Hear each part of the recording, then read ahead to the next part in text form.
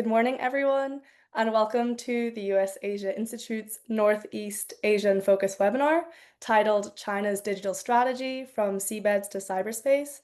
My name is Isabella Collins, and I'm a program assistant at the US Asia Institute. For those who have joined us before, welcome back, and for those who are new, thank you for being here.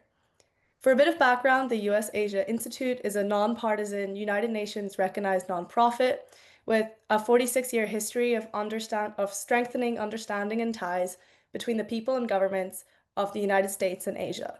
Today's webinar is part of our Northeast Asian Focus webinar series. Northeast Asian in Focus offers unique insights into US partnerships with Northeast Asian nations through speakers with first-hand knowledge of the region. I'd now like to introduce our moderator, Mr. Chris Fenton. Mr. Fenton is a trustee of the US Asia Institute and has spent much of his career engaged in US-China relations across business, culture, and media.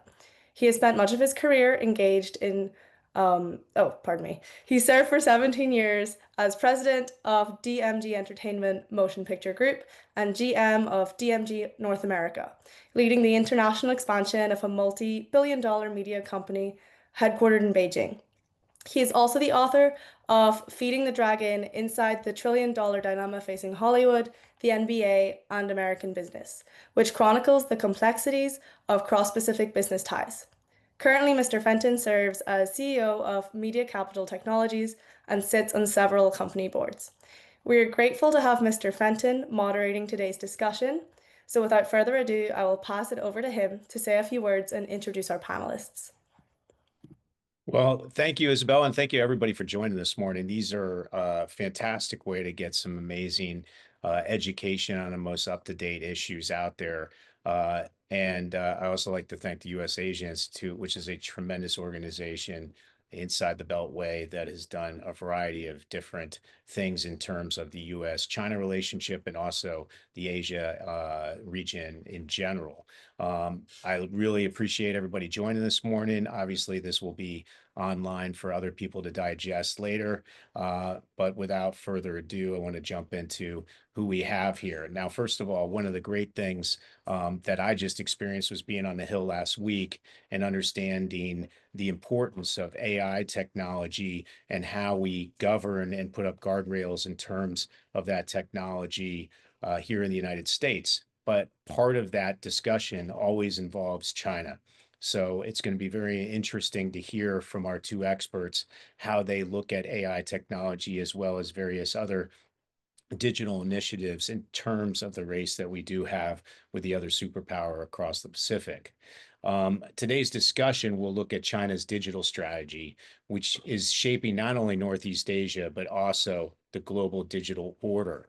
We'll explore how Beijing is extending its influence through infrastructure, technology experts, and cyber rules. And I actually sort of hope we hit up on TikTok too, and how these efforts connect cyberspace to questions of national security, economic power, and digital governance. I'm delighted to introduce our two distinguished panelists. Erin Murphy is Deputy Director for the Chair on India and Emerging Asia Economics and Senior Fellow at the Center of Strategic and International Studies. She brings deep expertise in bridging private capital and public initiatives to power infrastructure investments across Indo-Pacific. With decades of experience in both government and the private sector, including at the CIA and the U.S. International Development Finance Corporation, her work sheds light on how economic strategy intersects with digital infrastructure. Second, we have April Herlevi, who is a senior research scientist at CNA, specializing in China's foreign and security policy, economic statecraft, and technological development. Her research spans PRC infrastructure development, PLA perspectives on technology, and China's global initiative innovation drive. With experience at the Department of Defense and USAID, she brings a valuable perspective on how Beijing integrates commercial, economic, and military tools in its global strategy. So what I'd like to do is have Erin first bring up her opening remarks, and then I'll pass it over to April, and then we'll walk into a variety of different questions and then open it up for everybody else that is here participating. So Erin, would you please start? Sure. Thank you so much, Chris. And thank you to the US Asia Institute for having me. And thank you to our audience for joining us, whether you're here live or later. Um, April can probably give you more of the details in terms of what China is doing. So I'm going to start off my remarks and kind of giving a big picture of where allies and partners in the private sector are, and particularly in the Indo-Pacific, in terms of these investments, and bringing this, my own experience in the Development Finance Corporation, but also what I'm seeing here in the think tank world. Um, I think that there's been concern about China's involvement in infrastructure, primarily through the Belt and Road Initiative, which really hit a peak, I'd say, between 2013 and 2015, where there was a concern about Chinese investments, major investments into these infrastructure mega projects, whether it's roads, bridges, ports, hydropower, all these types of projects. But that was kind of the peak year. And what we're really seeing, especially in the last 10 years, is this involvement in infrastructure on the digital side. And this, I think, is really where the future is. We all need, of course, infrastructure. We drive on roads every day, hit potholes every day, and wonder why is this happening, or bridges are really probably not up to snuff. But for the digital side, the US seems to be a little bit late into thinking where the Chinese are and how much we've kind of fallen off in terms of our own involvement, how we work with the private sector, and how we work with allies and partners. Surely the Japanese have seen this firsthand and have been, waving the red flag for a while on this. But when I look at the efforts that the US and even partners in Europe through the G7, a lot of it has been mostly countering the Belt and Road Initiative and not necessarily the digital Silk Road. So even with the Partnership for Global Infrastructure and Investment, which was a major G7 initiative announced in Carbis Bay in 2022, a lot of it focused more on the transportation and the physical infrastructure and less the digital side. But I think we're looking at it now, maybe a bit too late, but in terms of where we can be competitive. And at this point, I would say, in terms of the handsets, the fiber, the terrestrial cables, that we're really not that competitive. But when we look at cyber, and I leave April to really bring her expertise on that, and subsea cables, we actually are a lot more competitive in terms of building that type of infrastructure. So, in terms of why is this an issue and why are we concerned? As Chris said, you talk about any type of infrastructure, you talk about the Indo Pacific, it all comes back down to China. And it's not the only issue in the room, but it is definitely the biggest issue in the room. In terms of how the US competes with China, we see everything through a geopolitical angle, but that doesn't necessarily always bring in the private sector and how they play a role. Um, there certainly needs to be a lot more engagement between the public sector and the private sector in terms of how we do be competitive. Is it providing more financing for companies to get into these markets? Is it to bring in more financing through our development banks, whether it's the DFC, Asia Development Bank, or others that make other companies and countries more competitive in this space? We don't have too many US telecom companies that are investing in Malaysia or Thailand. Those are mostly Huawei or other types of Chinese companies. So we're definitely losing the battle there. So I'll talk a little bit about something that's really been taking up a lot of my time for good and bad, subsea cables. This is what's powering the internet. This is where, we're probably using subsea cable infrastructure to have this webinar right now. It is, I think every once in a while, every couple of years or so, that people start asking, where does our internet come from? Is it all around us? Is it in the cloud? It's actually physical infrastructure, not just coming from satellites, but from a technology that is 150 years old when it started with the telegraph and now with fiber optic cables. There are four big companies that are involved in this infrastructure: from France in ASN, from the US with Subcom, from Japan in NEC, and increasingly with Huawei Marine Technology, or HMN Tech, that also builds subsea cables. These are primarily private sector owned and operated. The other major investors in this technology are hyperscalers or, major internet companies that use database or data centers, databases as well. But so that's your Google, AWS, Amazon Web Services, Microsoft, and Meta. And so they're investing in these huge subsea cables that span tens of thousands of kilometers that really connect Europe to the American continent to the Pacific, and all points in between.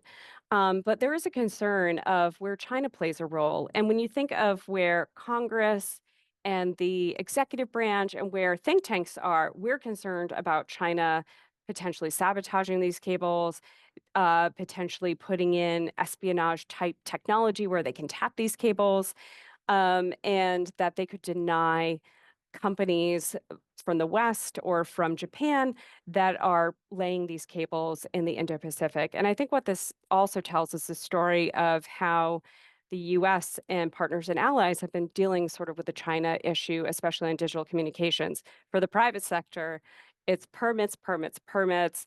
We need everyone to move faster on cabotage laws, on the Jones Act, which requires, U.S. ships, U.S. crewed ships for laying cables and doing the repairs. So they're completely mismatched. The U.S. manufacturers don't necessarily need the financing. They need to be able to have the permitting to lay the cables. In terms of tapping and espionage, when you look at a fiber optic cable, which is probably the width of a hair, I have one here, show and tell, there's terabits of information going through there. So the ability to actually tap this type of information and decrypt it is nearly impossible. That doesn't mean that it won't eventually be an issue, but we're dealing with more basic infrastructure issues of whether we lay it, we have the ability to do it, and we have the ability to repair. China just far and away has much more capabilities in terms of the day-to-day infrastructure that people use, including handsets, but also in terms of the fiber optic networks, the telecom companies that provide the connectivity, and increasingly on the subsea cable infrastructure and data centers that are allowing us to be able to use this. So, you know, it's really kind of bridging that gap between the public and the private sector to kind of get us more on board with what are the real and true concerns. Is it building the infrastructure, or is it for a country that could eventually exploit it to either suck all of our data out of these cables or from satellites, or actually sabotage them by shooting our satellites out of the sky, doing cyber attacks, or cutting cables? So I think that there is a conversation that needs to be had between the two and bringing those together, whether it's financing or permitting or building in some sort of redundancy and surveillance capabilities. I could go on for days about cables, about China's engagement, what we're doing and what we're not doing, but I'll leave it there and turn it back to Chris. We are going to jump into that subsea cable situation and help you get everybody understanding the tangibility of what that physical process is of delivering that type of technology, because I've seen it firsthand. So we'll jump into that after April gives her remarks. So April, over to you. Well, that's a perfect introduction. And thank you, Erin, for covering kind of the basics of subsea cables, because I touched on it in my presentation, but I wasn't actually going to do a full cover of that. So I appreciate that. I am going to pull up a couple slides just because there's so much to discuss, and I know we had a short time, so I won't spend a lot of time on any one of these slides in this presentation, but I did want to like share some of the basic details. So can everyone online see my slides? Perfect. So yeah, thank you to the US Asia Institute for inviting me to discuss China's digital strategies. And I actually say strategies plural because I do think there's more than one. I think we tend to fixate on the digital Silk Road, but I think that actually is an amalgamation of more than one different kind of strategy. So I'll talk about that a little bit in my remarks here today. While my remarks do draw heavily on my work from both CNA and the National Bureau of Asian Research, I must note that the views expressed here today are my own and do not represent the views of CNA, MBR, or any of those organizations' sponsors. Basically, I am going to focus on three main topics. I just want to talk a little bit about the domestic drivers. As I said, I think the domestic lessons learned that China has taken really matter a lot for how they're trying to export their model of digital development.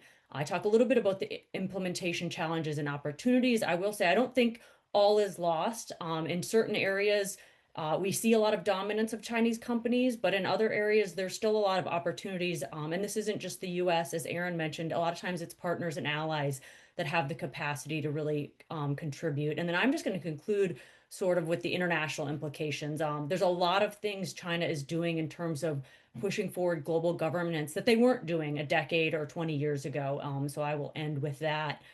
But in terms of the domestic components, there we go. I will, and this is just a subset. This is not all of the policies that China has passed, but I think it's really important to sort of go back.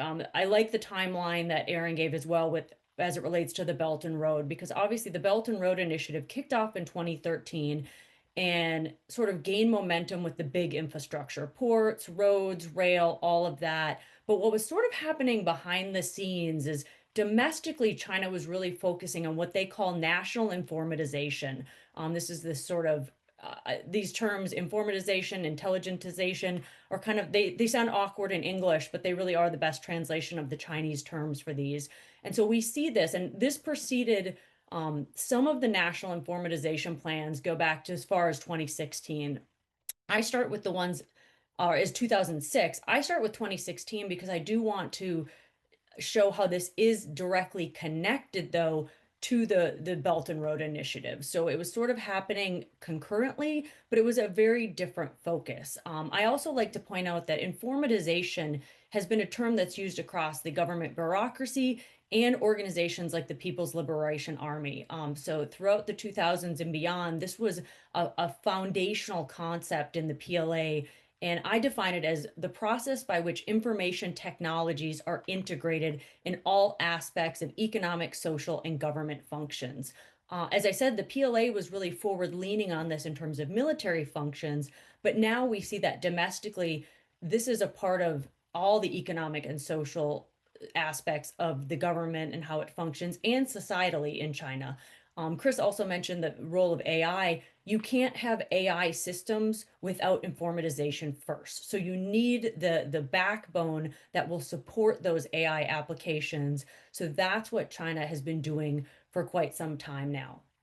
I also did want to note, and I didn't annotate it on this slide, but I've annotated it elsewhere, is at the same time that these Belt and Road and Digital Silk Road policies were emerging, a wide variety of PRC laws that matter for data and cyberspace were also being passed. Some examples include the National Security Law, the Cybersecurity Law, Cryptography Law, Data Security Law, and Personal Information Protection Law. Basically, they cover a wide variety of topics, including state secrets, how to manage internet security, how to protect individual data, and create technical standards. As just one example, the data security law created data protection levels, core data versus important data, and that matters because it manages how and whether data can be transferred outside of China. So to the issue of private sector actors, this matters a lot. If your data has to be housed in China and you want to export it, how does that work? These series of laws cover those regulations and how to actually do that, which is an increasing challenge for multinational firms. Yet one of the main challenges in conceptualizing digital strategies is defining the scope and focus of these programs. I've seen definitions that are very narrow and cover just very specific parts of the digital infrastructure that are either physical or software based. And then there's wide, expansive definitions. And in debates with a lot of academic colleagues, we kind of go back and forth on what's the right answer. I would say I take a relatively broad definition, and this is because I spend a lot of my time reading materials from the Chinese Communist Party. So I did want to just share one basic quote from Chairman Xi Jinping in a 2017 speech at the National Party Congress, because I think this shows sort of this wide, expansive definition. So the quote is, China will strengthen basic research and applied sciences, launch major national science and technology projects, and prioritize innovation. These efforts will provide powerful support for building China's strength in science and technology, product quality, aerospace, cyberspace, and transportation, and for building a digital China and a smart society. If you read that and listen to that definition, that's nearly everything. That's not just digital, that is all science and technology. And while I think that as a researcher, it makes it difficult to sort of set boundaries, I do think that's the thinking of the Chinese Communist Party is this permeates all of society. So how do you get ahead in all these areas? So this is actually this slide here in terms of core technologies. These are all the core technology areas listed in the 14th five-year plan, which covers the period from 2021 to 2025. So this plan basically ends this year, and then they'll start the 15th five-year plan. But if you look at all these technologies, now I've bolded the ones that have a very clear connection to the digital infrastructure that we're talking about here.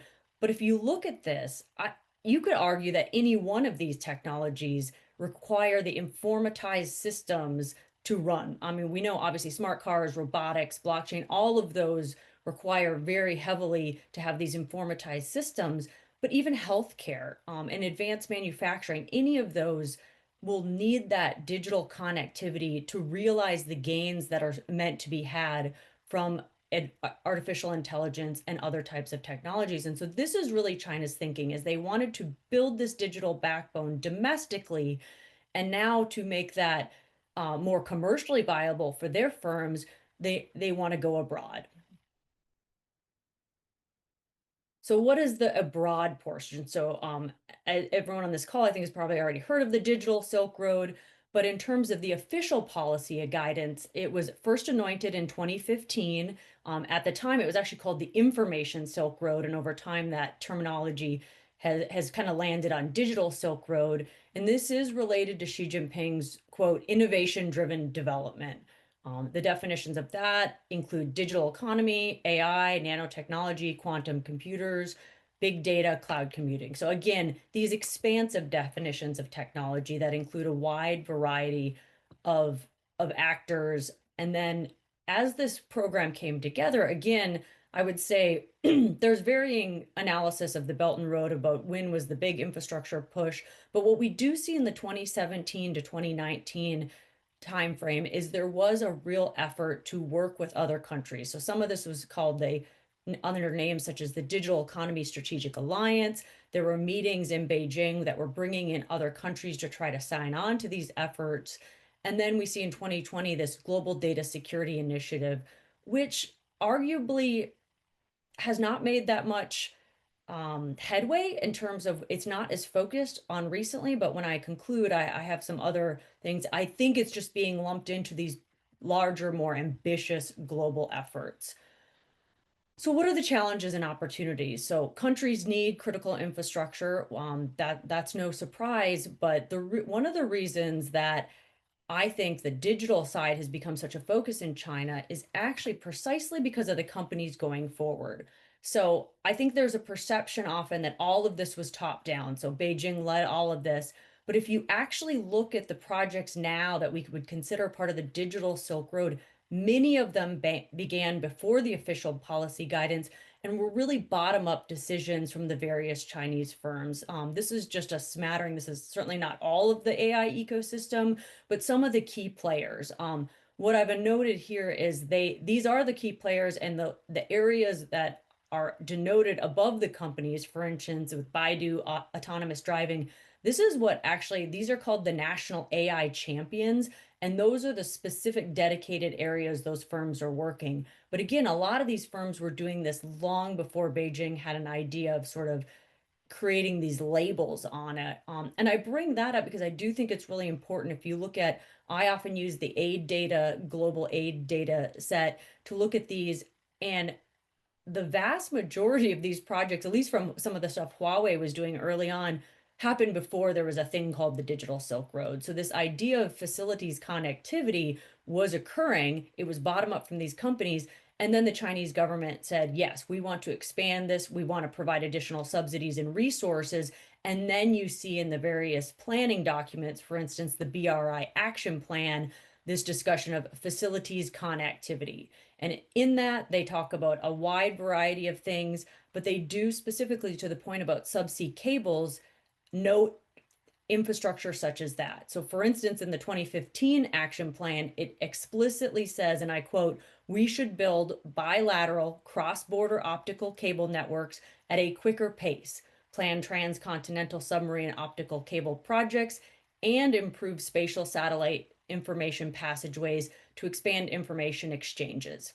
So it is this idea as they recognize the infrastructure is subsea cables, but they're also expanding their satellite networks. And it's those connections between the subsea cables that allow sort of bandwidth, sort of size, and then connecting with the spatial that give us all the systems that we have, whether it's our navigation systems or any other platforms.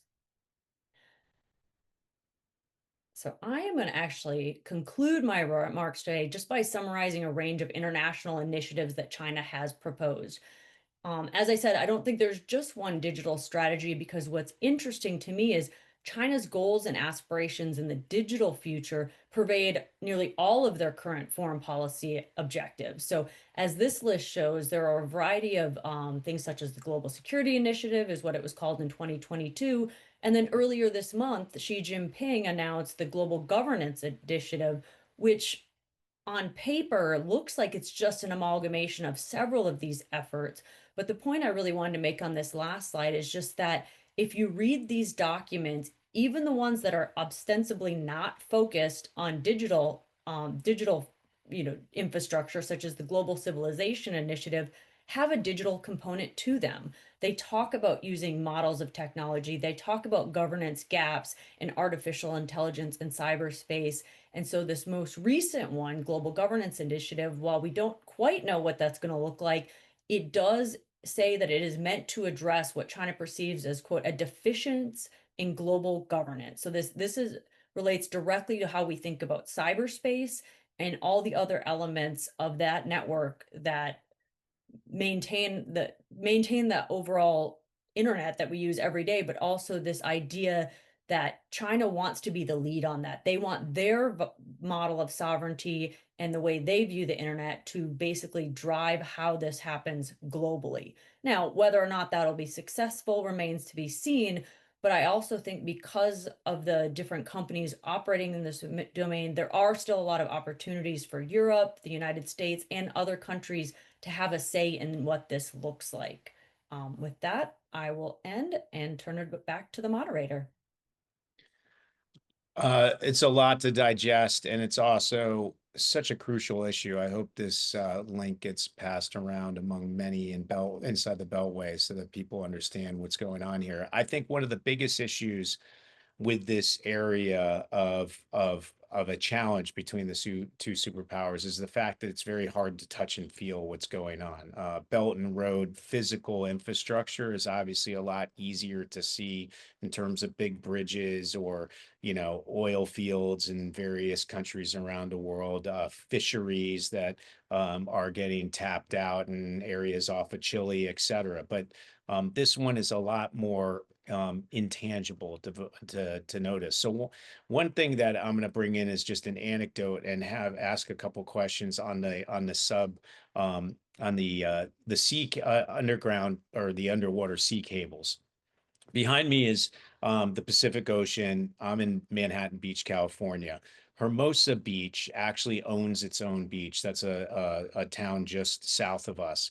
They actually lease out their beach in order to have undersea cables put into the ocean and then come up through Hermosa Beach. Every once in a while, we see these massive cable laying boats offshore that are laying new cable. They're fiber optic cable. Apparently, they have to have amplification mechanisms every 10 miles in order to keep the signal strong all the way across the Pacific. What's interesting is there's 4 that go through Hermosa Beach. I think they lease for 400,000 a month or something to have that right. And then they all go into a single building in Hermosa Beach that houses a 24-hour fitness. Then those cables go to an area in downtown LA called One Wilshire Boulevard, which is apparently the most expensive real estate in all of the country to lease out, because all our undersea cables go into that one single building and then they spread out around the country. The reason I bring this up is because I don't think a lot of people understand how fragile this system of infrastructure is. So I'm curious, both Erin and April, if you can elaborate a little bit on the fragility, what we're doing to protect that, and what China is doing on their end. Where are their cables? Where are they laying them? Are Huawei cables coming into this country? And then where is this subsea infrastructure moving towards in the future? Is it going to be a better sort of protected type of infrastructure? Is it going to move to satellites? Like, how is that all going to play out? So I'll kick it off. I'm hopefully not going to give anyone a 101 on how to destroy a subsea cable, because it can be pretty fragile. But it's the protection, the monitoring, the redundancy, the resiliency kind of comes at multiple angles. So I'll talk about the cable itself and then the landing station. I kind of laugh at the One Life Fitness business, because I think part of that is, in some ways, I could see it as like a ruse of like, there's no landing station here. It's just a gym. Haha. And that might be some sort of security angle. But the subsea cable itself is really no bigger than a garden hose. And part of it is because um, it's technology that actually works. If you had laid a cable and it goes directly on the ocean floor, it usually has a lifespan of about 25 years. And again, this is the first cable that was laid was in the 1850s in Europe. The transatlantic cable was laid in 1854. So this is technology that has been around for a long time, though it has been updated. That was telegraph cable. Now we're talking about fiber optics. So I have here a subcom cable. And this is one of the big four manufacturers. The headquarters are based up in Portsmouth, New Hampshire. And so you have the fiber optic right here. And so they have different pairs that can be put into a cable. Then there's a polyethylene plastic that is put around that to prevent water from getting in. Then within the cable, that fiber optic is then surrounded by galvanized steel.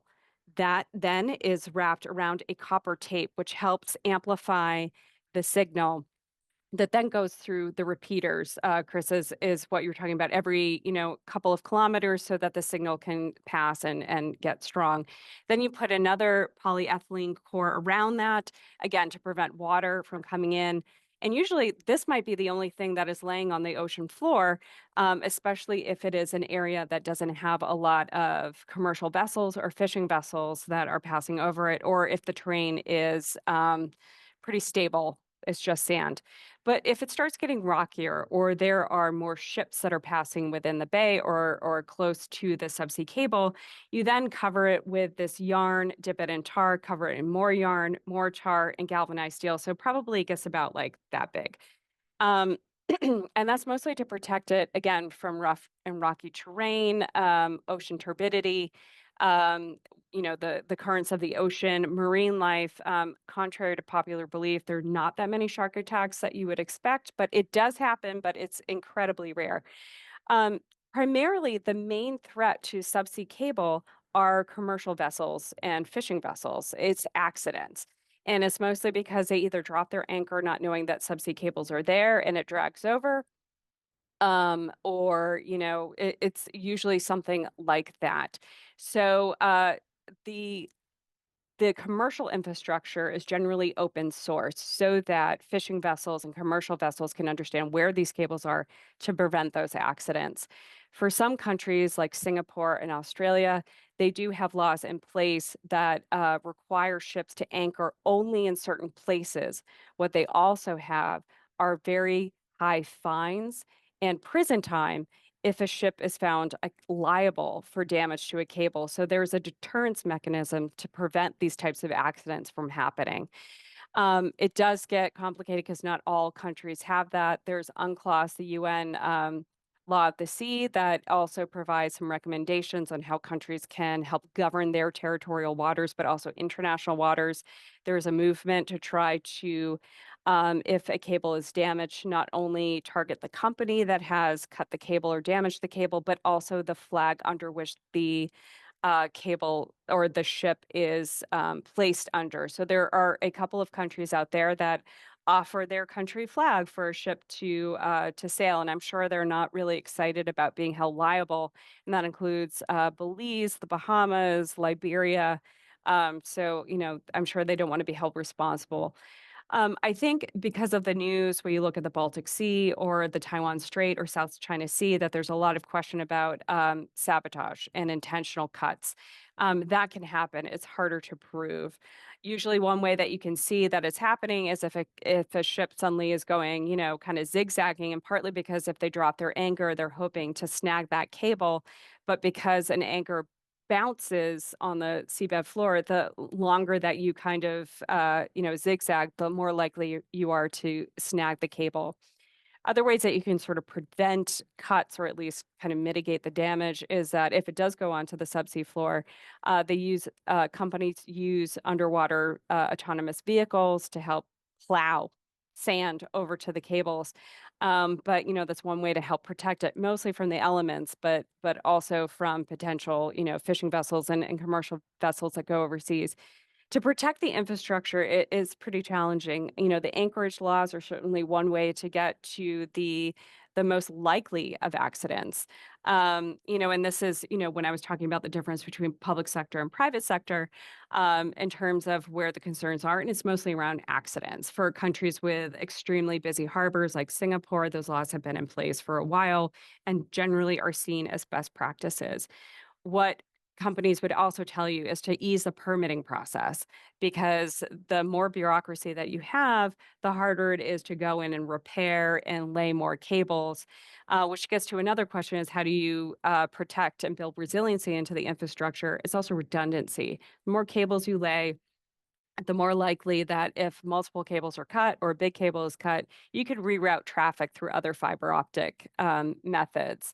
But when it comes to, what I would say is more the black swan events of, intentional sabotage or even like accidental intentional sabotage that we see in the Red Sea, where, there was multiple cable cuts when Houthi rebels shot at a ship. It dropped the anchor and then dragged it and then cut multiple cables. Now, the Houthis weren't necessarily looking to target cables, but they did.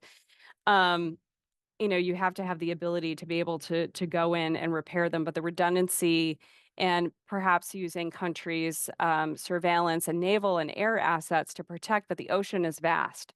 So you have to make decisions as to, are there specific areas that are more likely to be cut?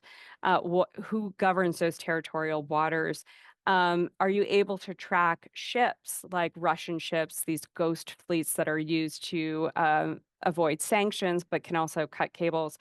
Are you able to, for lack of a better word, profile ships that might be used to cut them?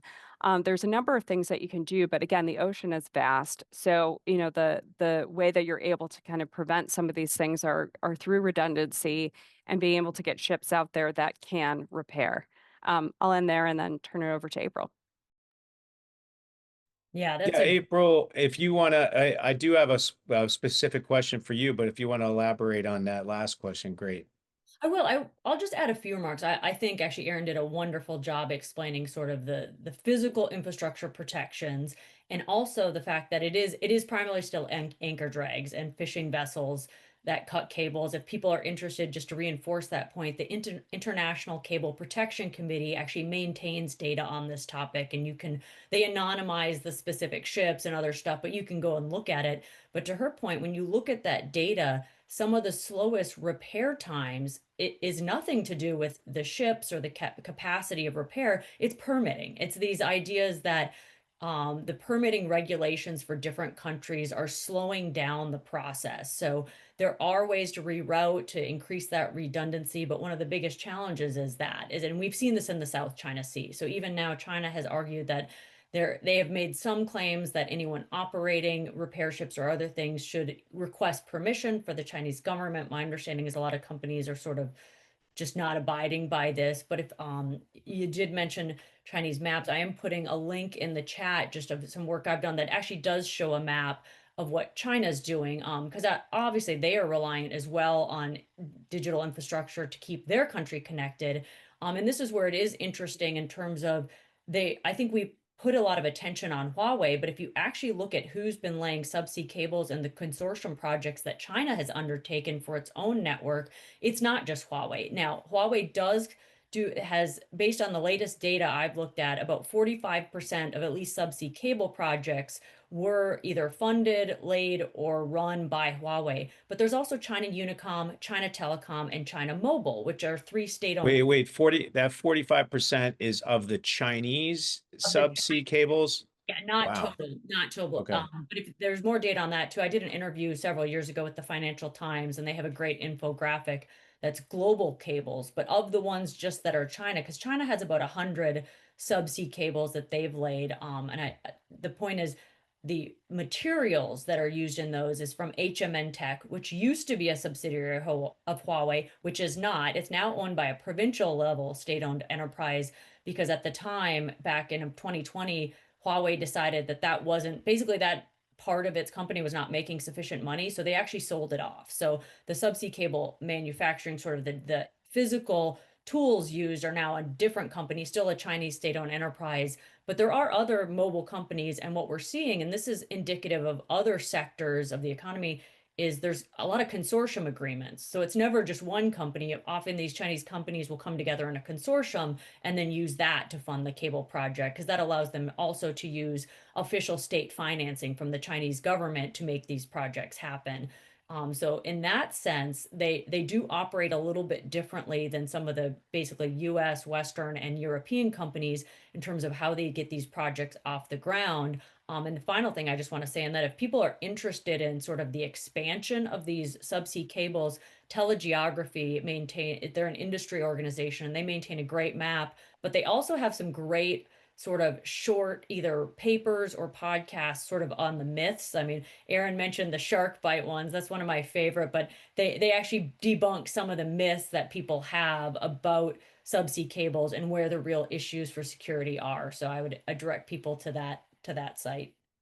So, just anecdotally, once again, on that permitting process, I did have to. So, what's interesting is when they do lay the cables in Hermosa Beach, there's an looky-loos like myself that have all kinds of questions. Turns out they have an on-site PR person there for 24 hours a day for neighbors to go, what's going on here? Because it is quite a weird looking thing. It literally could create conspiracies if there's not somebody there explaining what's happening.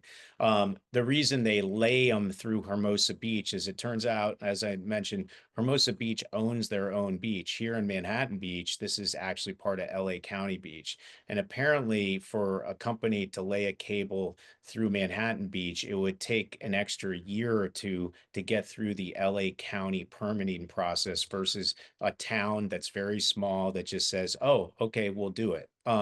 So that is an issue. April, for you, and then probably hand it over to Erin, because I'm sure she'll have thoughts.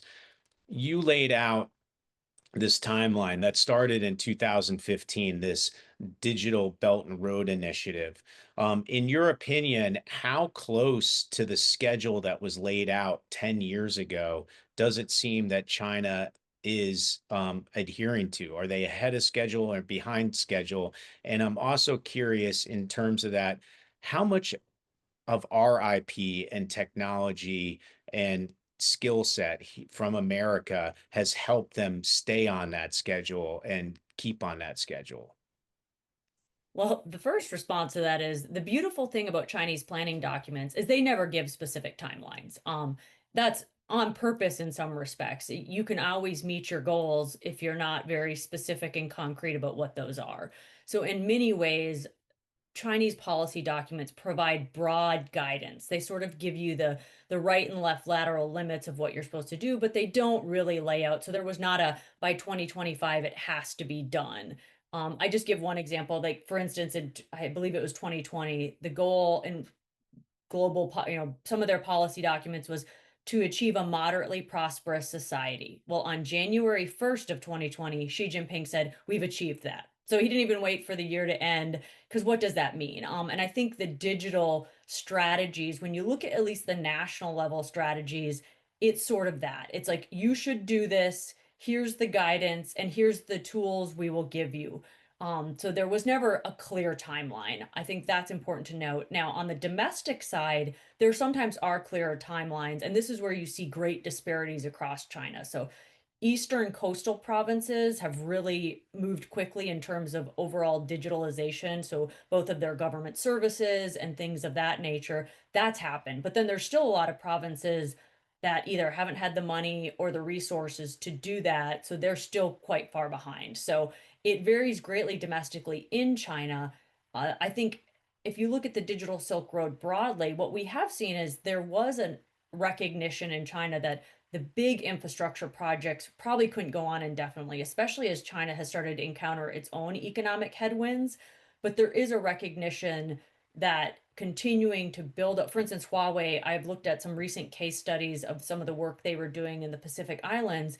And for instance, in Papua New Guinea, Huawei was building the entire domestic broadband network, but all of that was enabled by a China Export-Import Bank, basically buyer's credit. So private company, but using official Chinese finance to make those things happen. So those projects are still going on. And while timelines, specific timelines weren't set, that kind of work is continuing. And I think it's successful. And so in that, to measure success, you do kind of have to look at the financial bottom lines of those companies. Again, Huawei has faced some challenges, but they're continuing to grow and expand their markets. So, how about in terms of like, have they been using a lot of our technology and IP to drive forward? Early on, definitely. I mean, I think a lot of the optic technology, and when we say R, we can't just say US. As Erin noted at the start of our talk about subsea cables, it's Japanese companies like NEC, Subcom. Interestingly enough, when Huawei was first laying cables in the 2000s and 2010s, they were using Subcom, and they were actually using Subcom, the company, to lay some of those lines. So there was definitely US technology, and then obviously France's Alcatel. So those companies in terms of the subsea cable infrastructure dominate. But then if you look at other sectors, China is trying to build its own indigenous systems. That's most clearly denoted in their satellite aspirations. So they have what they call Beidou, which is their equivalent of GPS. They have that satellite constellation, but now there's a whole range of satellite companies in China that basically, and they say this in their planning documents, they want to be Starlink. So and in China, there's actually two low Earth orbit satellite networks that are initially launched. One is Guowang, which is kind of the more official, sponsored by Beijing and the central government. But then Shanghai, the Shanghai municipal government, has actually funded a series of companies to put up a separate constellation that's typically referred to either as Thousand Sails or Space Sail. It goes by a couple different names in English. And so on that side, they're really trying to do their own thing. They don't want to be reliant on US technology or US or European technology. So they're trying to build out different infrastructure. So I think on China, when you look at the technology itself, it really does depend on the specific technology and the sector you're looking at, and that varies greatly. Erin, do you have anything you want to add on this subject? And then I have another one that I want to ask both of you here. Yeah, I think, in terms of the competitive landscape and where China is, as April said, they're doing a lot of their own technology and some that are really advanced. This isn't kind of cobbling things together, like a car that has, the body of a Porsche, the engine of a Mercedes, the wheels of a Hyundai and whatnot. They're doing their own. So in some ways, they're actually the shoes on the other foot in terms of they're protecting their own IP and their own technology, and hoping that no one reverse engineers anything. But in terms of, digital infrastructure, for the US to try to be competitive, like if you're just looking at from our perspective, you have to work with allies and partners.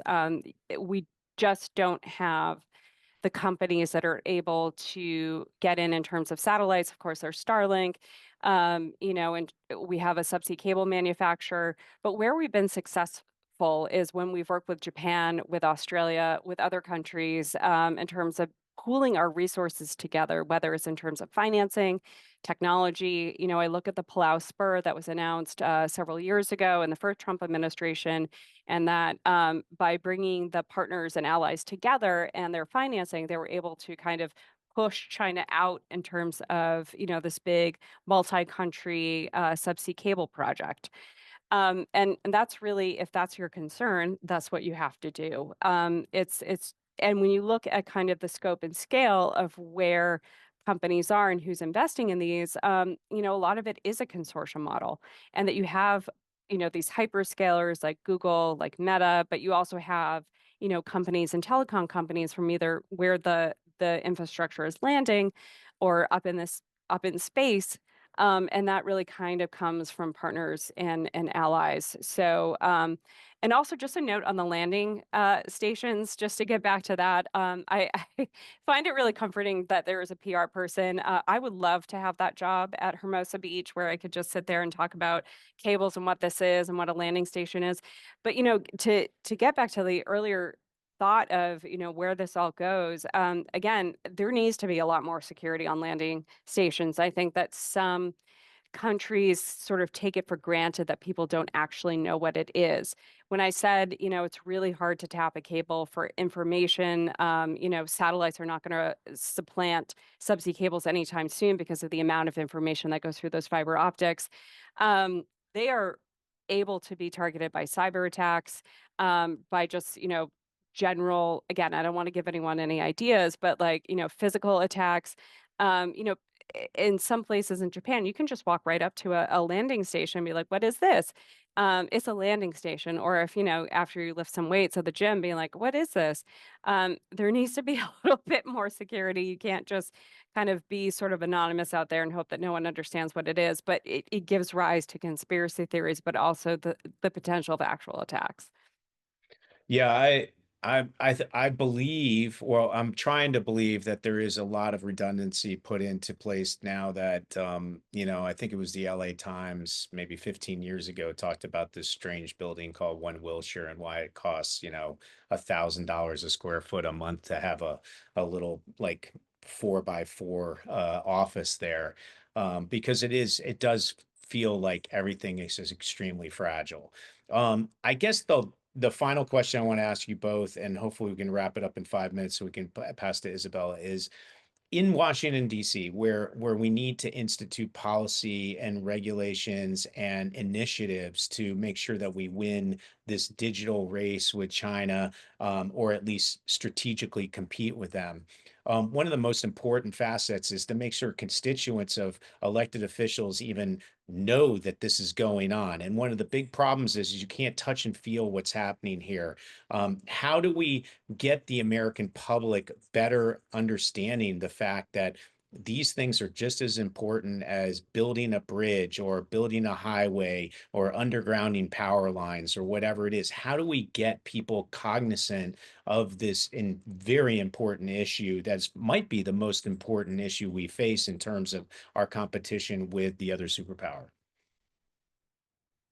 I think it's two things. It's that constituent outreach, and then also, where foreign policy comes in and why this is important. I mean, I think everyone knows the internet is important to your daily life. I think that was definitely driven home during COVID, where you had more applications and more usages, whether it was through education or telehealth.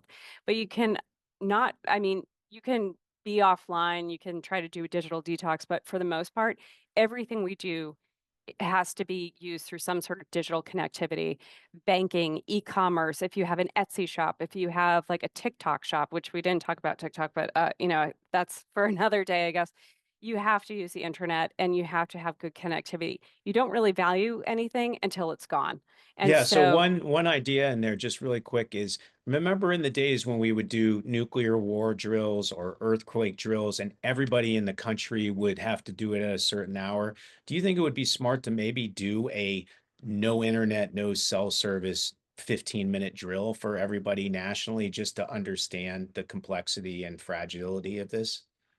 Uh, yeah, I mean, that's certainly an idea. In fact, I think that's actually like a healthy thing for people in the United States, considering like how addicted we are to our phones and how toxic social media can be. But it's certainly, I think, it's something to consider, because when you start seeing, when like the lights go out or, your GPS doesn't work, how do you get to that actual next meeting? It might be nice to learn how to read a map.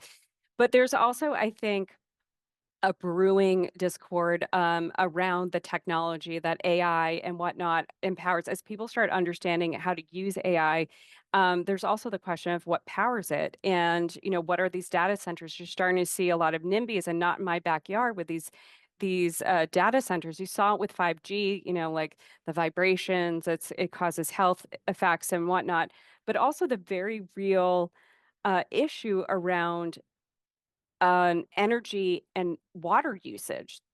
These data centers use a lot of both, and it is actually sapping resources from communities. It is also raising your electricity prices, which I think a lot of folks are seeing. So there needs to be more communication in terms of how this is powering your own life and where you have a say in it. But also, it also comes to like the cyber issues and whether or not your data is actually protected. April, let's close up with you, please. Yeah, I do want to. I want to reinforce the point about education and outreach. I think you're absolutely right. I mean, we joke. I have a community of people I talk to regularly that study subsea cables, and we always say that we get bored when we hear 95 or 98% of internet traffic travels via subsea cable. But I do feel like we have to keep repeating that because I tell them I was on a talk about a year ago and someone said to me, they said, well, 90% of internet traffic now comes from satellites. We don't need this. And I had to correct this individual during that seminar because I'm like, that's not right. The reason satellite communications work well and GPS works so well is because it's riding on this larger infrastructure and so I do think there does need to be a education and outreach. But again, as Erin said, unfortunately, I don't think people are going to really come to terms with it until it goes down. We saw this actually happen in a small scale incident. A series of sand dredgers were operating in the Taiwan Strait and cut some of the subsea cables going to Matsu, one of their outer islands, and it brought down the healthcare systems and the financial apps. So people very quickly realized, oh, why isn't my mobile payment app working? And it was one of those incidents that actually made the Taiwan government realize we need to do more to increase redundancy and resilience. So in terms of citizens' perspectives, I do think unfortunately it's not until something breaks that people get a full appreciation of how critical and important it is. And then the last point I just wanted to make about redundancy is I did want to say though that redundancy is very location specific. Now, in the United States, we're very lucky. We have two coasts. We have subsea cables coming from Europe, from Asia. We're very connected. But I've looked, as I said, on the Pacific Islands, and most of those countries have one subsea cable, if that at all, or they're reliant on satellite. And then what we saw, there was a volcano in Tonga several years ago that cut the one subsea cable that connected Tonga, and during the emergency response operations, there was no connectivity for about 24 to 72 hours. So, in some locations, and many of us that are very privileged and lucky to live, we have redundancy, but not everywhere in the world has redundancy. So, you do have to look at location specific realities in terms of looking at, and that's one area where I actually, interestingly enough, again, the Taiwan example, because of the incidents they've had to deal with, they are thinking about how do they increase redundancy in their own systems. Does that mean moving landing stations to other locations? How do you make sure your outer islands stay connected? So redundancy is really important, but it's also more complicated and very location specific. Well, I just want to thank both of you for your time. This is awesome. I will say, if you could, Erin and April, if you can just put maybe where you post some of your thoughts, if it's on LinkedIn or IG or Twitter, so people can follow you and maybe DM you any other questions. I'd appreciate it. And I have like 5 hours more of questions. So anyway, I'm going to start following you and I'm going to harass you with some questions. Isabella, why don't you close us here? Wonderful. Well, I'd like to extend our thanks to our panelists for taking the time out of their busy schedules to share their expertise and to our audience for their participation. I thought our conversation was very insightful. And thank you again for joining us today. And I hope everyone has a lovely day. Thank you very much. Thank you. Thanks, everybody.